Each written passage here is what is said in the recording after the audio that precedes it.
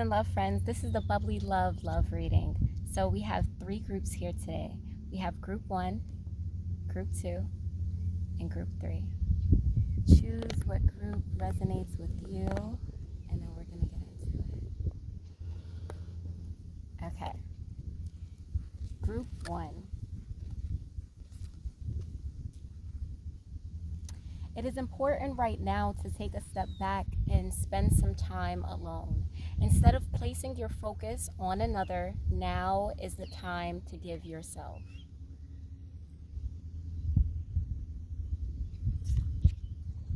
I sense that there is a time right now for getting back to positive self-talk, really communicating both with others, but then really to yourself. So positive affirmations at this time, affirming yourself at this time, speaking up also about your emotions, handling your emotions at this time, really hugging yourself and tapping into, like, birds represent air. There's like a really beautiful bird behind her. So tapping into that communication within yourself and remembering the beauty that you have within inside you. The oracle card that comes up with that card, I can't make this stuff up, is solitude. Take time to be alone, tune out the noise and chaos of the world, and tune into your inner peace. So a time right now to be grounded, a really big time for you to be grounded in who you are, what you're feeling, really just focusing on your stability, your finances, your way of living, and how you really show up into that world. So tapping into your emotions, what you're feeling, communicating those emotions and feelings, and grounding yourself in the things that you are creating for yourself and being honest about that.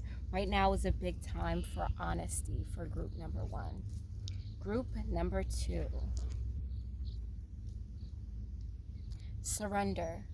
At times we must surrender the old before something new can enter our lives. Let go and all will work out. This is a big time for you to love on yourself. There is also a moon, a full moon specifically. So it's really that time of releasing, that time of newness, that time for creation. But for specifically, in order for you to manifest the things that it is that you want to receive, there are things that you have to let go of, right? Any type of constrictions that you have placed on yourself or thoughts that you have placed on yourself that keeps you binded and constricted into an old version of yourself that no longer serves you is something that needs to be let go of right now. And also just really loving on yourself at this time. Also really tapping into your sacral chakra, right? So your sensuality and allowing yourself to express the way that you see to be fit without fear of judgment or without guilt. So really surrendering to the way that you show up in your expression right now and being true to that.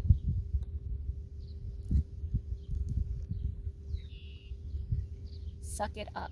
Suck it up, buttercup. We all make mistakes and we can't always have things our way. Now that you know that, what are we going to do about it? So there may be something in your life as far as the way that you have been showing up that feels unfair, right? And it's totally human to be like, you know what, this is unfair. I've been doing my best. This is unfair that this has happened to me. However, remember that things are happening for you and not to you, and there's a reason that helps your growth on your insides that you're going to really be able to, there is some type of growth, there's some type of transformation that is happening. And even though you may not see it now, you may not understand it now, you really just have to be careful when it comes to playing the victim and knowing that things are working out for you and not to you. Truly trusting your intuition, know that rejection is protection, that you are protected, that you are guided. Really time to cleanse out the womb area, the sacral chakra area. Maybe take some time to be abstinent, like really just take some time to love on yourself when it comes to just how you're showing up and also your sensuality and your creativity and flow. Group number 3,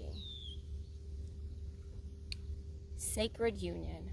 Honor and treasure your relationship, for it is truly sacred. Got the rose quartz.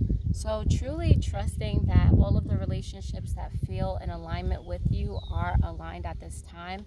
And this can be both romantically and platonically. So really spending your time to continue to really, I hear like mend. So mend and fix any broken relationships that feel like there wasn't a real serious reason why y'all stopped talking, but maybe there's certain things that have been unsaid that you just need to speak up about at this time. And really just having like compassion both for yourself and for others, because the unions, the sacred unions that you have at this time, like, cherish those, because they're not by accident and y'all have something to share with one another. Vices.